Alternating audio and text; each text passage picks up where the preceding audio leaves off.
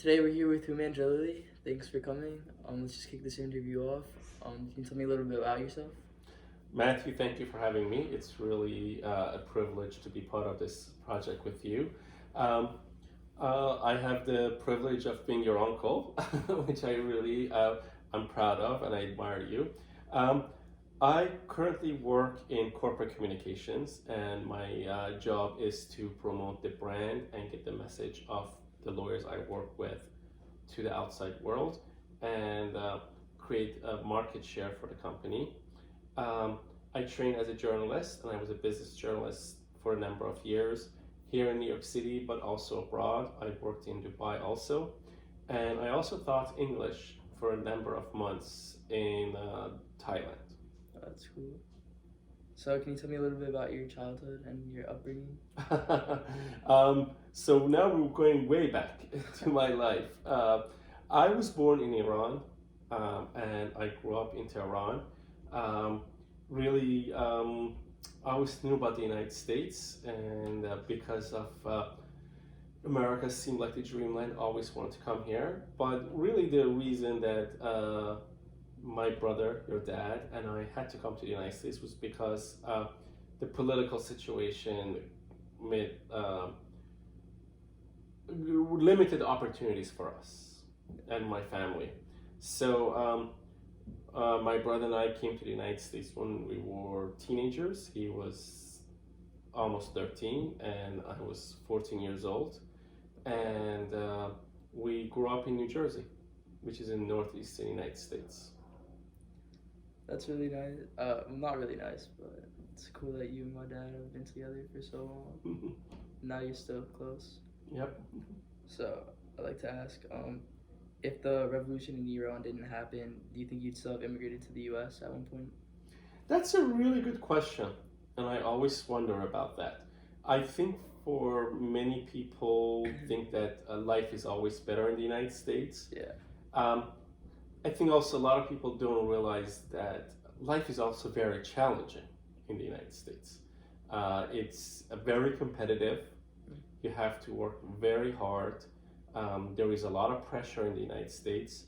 Having lived overseas, having being from Iran, having lived overseas, I actually think people could have better lives outside the United States. The United States is not the ultimate dreamland that everyone imagines it to be. So I think if the revolution had not happened, it's very likely that we would have never immigrated, because although it was always a discussion, as is I think every household in most places in the world, probably not. Alright. What do you think you'd be doing, like, if you were still in Iran? What do you think you'd still be doing? Do you think you'd still have your same career you have right now, or you'd be doing something else? Probably something else, because the work that I do, media relations and marketing, is really unique to a very developed market, a very advanced market.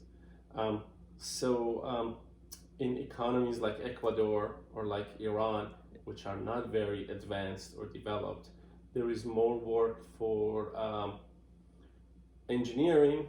There is also a lot of work for small businesses. In the United States, it's tougher to start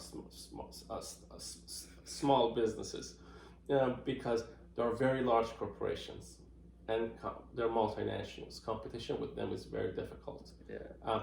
But I think in underdeveloped markets or developing markets, there's a lot more opportunities for small businesses, and especially now when people from developed countries like Europe and America love to travel to countries like Ecuador that are in the developing stage. It's very appealing to them to go to places that are different than theirs. So I think if I had stayed in Iran, I probably would have a different career path. Do you think, like, being in the U.S. gave you better opportunities?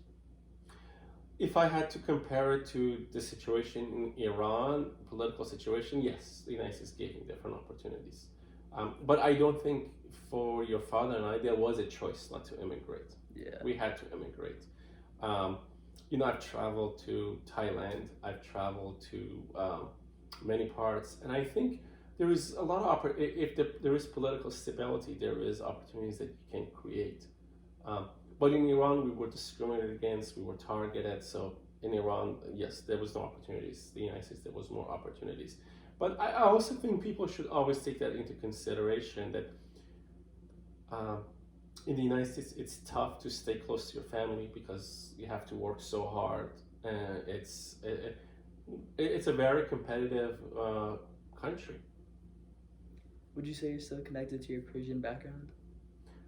Not deeply, but I'm certainly, it's part of me. It's people sometimes tell me I'm very polite. I think your dad probably gets that, and I think that's because of our family upbringing, the Persian upbringing. I consider myself American just because I came here when I was 14 and I've never been able to go back. So not very deeply, but it is something that exists in me. Thank you for the interview. Well, thank you. It was a pleasure.